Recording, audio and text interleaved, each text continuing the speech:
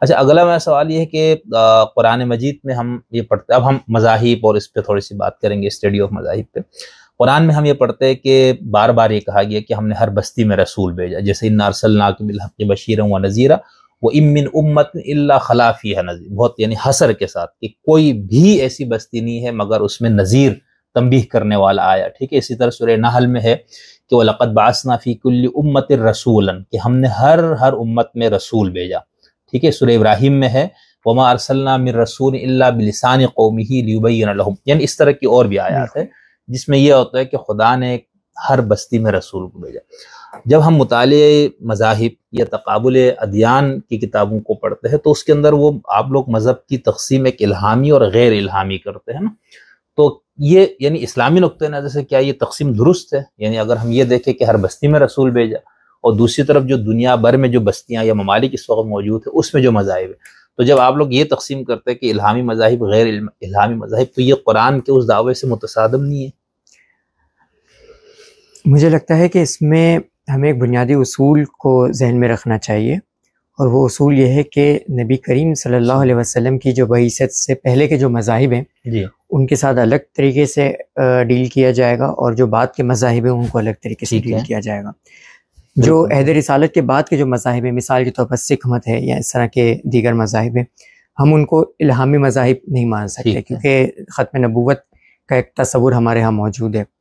لیکن اس سے پہلے کے جو مذاہب ہیں اس کے بارے میں میرا خیال یہ ہے کہ جتنے بھی مذاہب ہیں وہ الہامی مذاہب ہیں. اگر ہم مجموعی طور پر بات کریں، ان میں سے کچھ مذاہب کو ہم استثناء دے سکتے ہیں، مجموعی طور پر بڑے مذاہب کی اگر ہم بات کریں تو جتنے بھی مذاہب ہیں وہ سب کے سب الہامی مذاہب ہیں، آسمانی مذاہب ہیں. اور یہ انسان ہے جو اس آسمانی مذہب کو زمین بوس کر دیتا ہے، بالکل اس کے اندر مینوپولیشن کر دیتا ہے، اس کے اندر تحریفات کر دیتا ہے.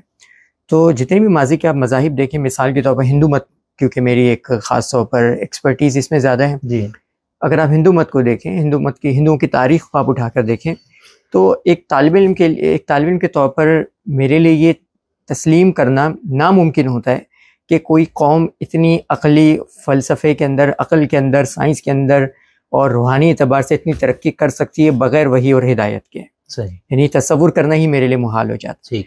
پھر جب آپ ان کی پوری مذہبی روایات کی ایک پوری جو ٹریڈیشن ہے اس کی جب آپ ہسٹری کو دیکھتے ہیں، اس کے اندر جو ایک ایولیوشن آپ کو نظر آتا ہے، یا آپ کو اس کے اندر بار بار ایک انٹرونشن نظر آ رہا ہوتا ہے کہ جہاں کہیں کوئی بھی شرک بڑھ رہا ہے، ہندو کی تاریخ کی اگر ہم بات کریں تو وہاں پر ایسا لگتا ہے کہ اچانک سے کوئی تحریک اٹھتی ہے، اچانک سے کوئی کتاب ہمیں سامنے نظر آتی ہے، اچانک سے کوئی بڑا مبلغ ہمیں نظر آتا ہے جو توحید کو ثابت کرنے کی کوشش کر رہا ہے، جو مذہب کے اندر جو برائیاں پیدا ہوگی اس کو ختم کرنے کی کوشش کر رہا ہے.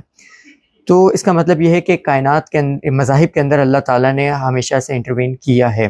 اور چاہے آپ اس کو افریقہ کی کوئی جنگلات کی بات کر رہے ہیں، امریکہ کی بات کریں، یا آپ جو ہے وہ ہندوستان کی بات کریں یا یونان کی بات کریں، تو ہر چائنا اور جاپان کا بھی، چائنا اور جاپان کی بھی مثالیں لی جا سکتی ہے بالکل.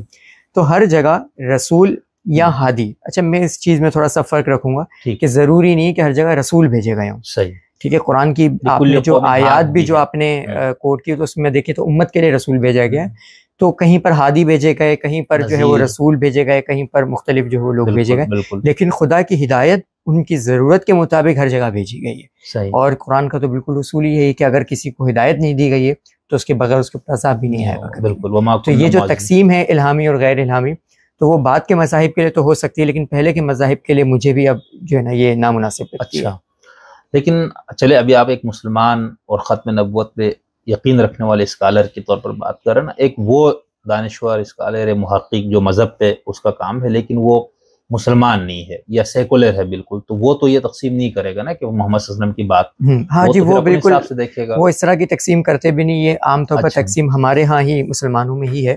اور اس کی ایک اور تقسیم ہمیں ملتی ہے سامی یا نان سیمیٹک سامی اور غیر سامی مذاہب کی. تو یہ بھی اب تقسیم جو ہے نا وہ تقریباً لوگوں نے انویلڈ کر دی، ختم کر دی. لیکن بہرحال کتابوں میں سمجھانے کے لیے تھوڑا سا آسانی ہو جاتی ہے لوگوں کے لیے. صحیح.